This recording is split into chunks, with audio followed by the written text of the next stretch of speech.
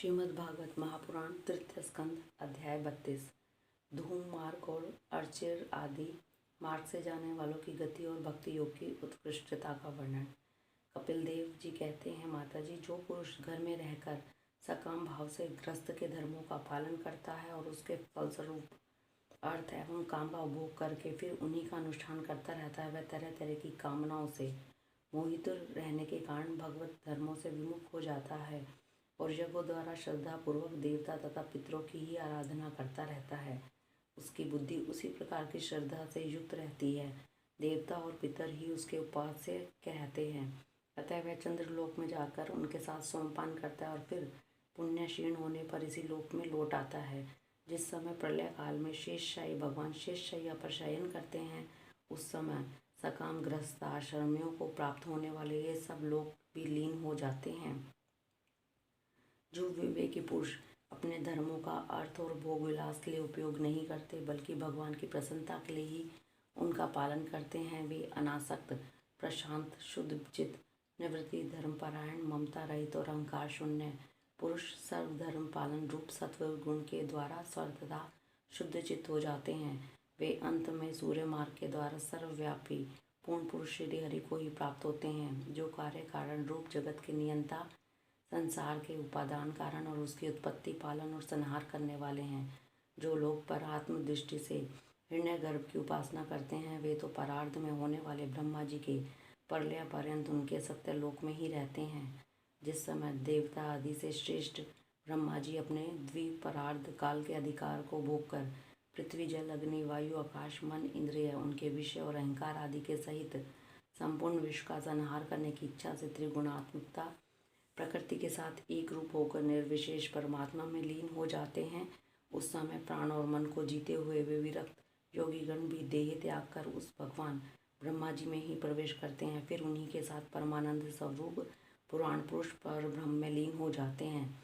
इससे पहले वे भगवान में लीन नहीं हुए, क्योंकि अब तक उसमें अहंकार शेष था। इसलिए माता जी, अब तुम भी अत्यंत भक्ति भाव से श्री हरि की ही चरण शरण में जाओ।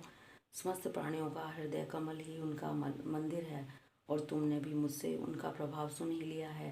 वेद गर्भ ब्रह्मा जी भी, जो समस्त स्थावर जंगम प्राणियों के आदि कारण है, मरीचि आदि ऋषियों, योगेश्वरों, सनकादिकों तथा योग प्रवर्तक सिद्धों के सहित निष्काम कर्म के द्वारा आदि पुरुष श्रेष्ठ सगुण ब्रह्मा को प्राप्त होकर भी भेद दृष्टि और कर्तव्य अभिमान के कारण भगवद इच्छा से जब सर्ग काल उपस्थित होता है, तब काल रूप ईश्वर की प्रेरणा से गुणों में शोभ होने पर भी पूर्वतः प्रकट हो जाते हैं। इसी प्रकार पूर्वोक्त ऋषिगण भी अपने अपने कर्मानुसार ब्रह्मलोक के ऐश्वर्य को भोग कर भगवद इच्छा से गुणों में शोभ होने पर पुनः इस लोक में आ जाते हैं। जिनका चित्त इस लोक में आसक्त है और जो कर्मों में श्रद्धा रखते हैं, वे वेद में कहे हुए काम्य और नित्य कर्मों का सांगोपांग अनुष्ठान करने में ही लगे रहते हैं। उनकी बुद्धि रजोगुण की अधिकता के कारण कुंठित रहती है। हृदय में कामनाओं का जाल फैला रहता है। इंद्रियां उनके वश में नहीं होती, बस अपने घरों में ही आसक्त होकर वे नित्य प्रति पितरों की पूजा में लगे रहते हैं। ये लोग अर्थ, धर्म और काम के ही पारायण होते हैं। इसलिए जिनके महान पराक्रम अत्यंत कीर्तनीय है, वह भव्यहारी श्री मधुसूदन भगवान की कथा वार्ताओं से तो ये विमुख ही रहते हैं। हाय विष्ठा भोजी, सुकर, कुकर आदि जीवों के विष्ठा चाहने के समान जो मनुष्य भगवत कथा अमृत को छोड़कर निंदित विषय वार्ताओं को सुनते हैं, वे तो अवश्य ही विधाता के मारे हुए हैं। उनका भी मंद भाग्य है।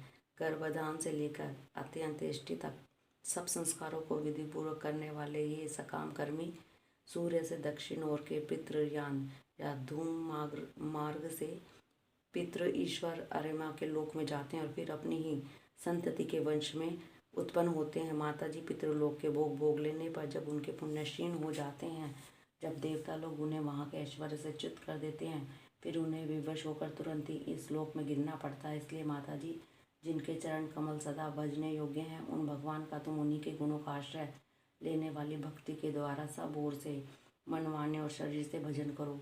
भगवान वासुदेव के प्रति किया हुआ भक्ति योग तुरंत ही संसार से वैराग्य और ब्रह्म साक्षात्कार रूप ज्ञान की प्राप्ति करा देता है। वस्तुतः सभी विषय भगवत रूप होने के कारण समान हैं। अतः जब इंद्रियों की वृत्तियों के द्वारा भी भगवत भक्त का चित्त उनके प्रिय अप्रिय रूप विषमता का अनुभव नहीं करता, सर्वत्र भगवान का ही दर्शन करता है, उसी समय वह संग्रहित सब में समान रूप से स्थित, त्याग और ग्रहण करने योग्य, दोष और गुणों से रहित, अपनी महिमा में आरूढ़ अपने आत्मा का ब्रह्म रूप से साक्षात्कार करता है। वही ज्ञान स्वरूप है, वही पर ब्रह्म है, वही परमात्मा है, वही ईश्वर है, वही पुरुष है, वही एक भगवान स्वयं जीव, शरीर, विषय, इंद्रियों आदि अनेक रूपों में प्रतीत होता है।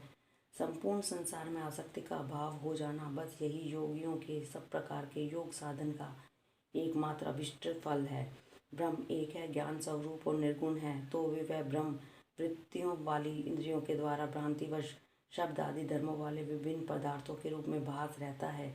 जिस प्रकार एक ही पर ब्रह्म में तत्व, व्यवकार आदि राजस और तामस तीन प्रकार का अहंकार, पंच महाभूत एवं 11 इंद्रिय रूप बन गया और फिर वही स्वयं प्रकाश इनके संयोग से जीव कहलाया, उसी प्रकार उस जीव का शरीर रूप यह ब्रह्मांड भी वस्तुतः ब्रह्मा ही है, क्योंकि ब्रह्म से ही इसकी उत्पत्ति हुई है। किंतु इसे ब्रह्म रूप वही देख सकता है जो श्रद्धा, भक्ति और वैराग्य तथा निरंतर योगाभ्यास के द्वारा एकाग्रचित और असंग बुद्धि हो गया है। पूजनीय माता जी, मैंने तुम्हें यह ब्रह्म साक्षात्कार का साधन रूप ज्ञान सुनाया। इसके द्वारा प्रकृति और पुरुष के यथार्थ स्वरूप का बोध हो जाता है। देवी, निर्गुण ब्रह्म विषयक्त ज्ञान योग और मेरे प्रति किया भक्ति योग, इन दोनों का फल एक सा ही है।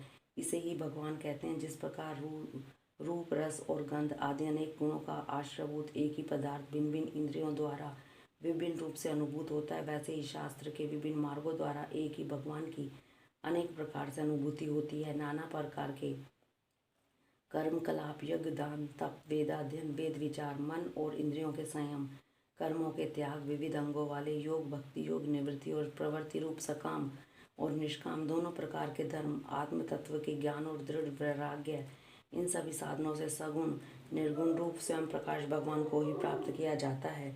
माता जी, सात्विक, राजस, तामस और निर्गुण भेद से 4 प्रकार के भक्ति योग का और जो प्राणियों के जन्म आदि विकारों का हेतु है तथा जिसकी गति जानी नहीं जाती, उसी काल का स्वरूप मैं तुम्हें कह ही चुका हूँ। देवी, अविद्या जनित कर्म के कारण जीव की अनेकों गतियाँ होती हैं, उसमें जाने पर वह अपने स्वरूप को नहीं पहचान सकता। मैंने तुम्हें जो ज्ञान उपदेश दिया है उसे दुष्ट, दुर्निर्विनीत, घमंडी, दुराचारी और धर्मध्वजी पुरुष को नहीं सुनाना चाहिए। जो विषय लोलुप हो, ग्रह आसक्त हो, मेरा भक्त न हो अथवा मेरे भक्तों से द्वेष करने वाला हो, उसे भी इसका उपदेश कभी न करें। जो अत्यंत श्रद्धालु भक्त, विनयी, दूसरों के प्रति दोष दृष्टि न रखने वाला, सब प्राणियों से मित्रता रखने वाला, गुरु सेवा में तत्पर, ब्रह्म विषयों में अनासक्त, शांत चित्त, मत्सर शून्य और पवित्र चित्त हो तथा मुझे परम प्रियतम मानने वाला हो, उसे इसका अवश्य उपदेश करें। माँ, जो पुरुष मुझ में चित्त लगाकर इसका श्रद्धापूर्वक एक बार भी श्रवण या कथन करेगा, वह मेरे परम पद को प्राप्त होगा। हरि ओम तत्सत।